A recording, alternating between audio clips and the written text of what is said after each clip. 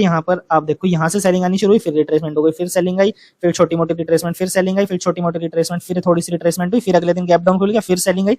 तो यहाँ पर एक ये मेजर रिट्रेसमेंट हुई। अब आप देखो यहाँ से सेलिंग आई, ये एक मेजर रिट्रेसमेंट हो गई। अब इसके बाद ये कंटिन्यू डाउन साइड कंटिन्यू कर सकता है, ये चीज हमें यहाँ पर दिख रही थी।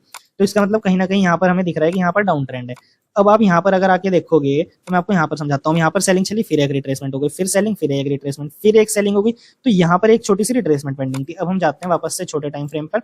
तो मैं यहाँ पर आ जाता हूँ छोटे टाइम फ्रेम पे। अब मैं आपको फिर से समझाता हूँ यहाँ पर आगे हमने क्या किया। अब ये देखो यहाँ पर अगर आप चार्ट देखोगे कल का चार्ट, तो यहाँ पर आप देखो जो कि मैंने आपको समझाया अभी कि यहाँ पर पहले तो ये सेलिंग आई और इसके बाद इस सेलिंग की यहाँ पर ये रिट्रेसमेंट हो गई, जिसके लिए हमने काम भी किया था। लेकिन कहीं ना कहीं वो हमारी कल थोड़ी सी एंट्री गलत हो गई थी। यहाँ पर हमारी थोड़ी सी एंट्री गलत हो गई थी इस दिन 1 अगस्त को। तो 1 अगस्त को हमारी एंट्री गलत होने के कारण यहाँ पर हमारा जो है एसएल हिट हो गया था पहले, और उसके बाद हमारे टारगेट तक गया था। तो ये हो जाता है कभी कभी। तो इसके बाद हमने क्या देखा, यहाँ पर ये सेलिंग आई, ये इसकी रिट्रेसमेंट हो गई। अब इसकी रिट्रेसमेंट होने के बाद आप दोबारा से वही चीज देखो, कहीं ना कहीं अभी भी डाउन ट्रेंड है, फिर सेलिंग आई, फिर रिट्रेसमेंट हो गई।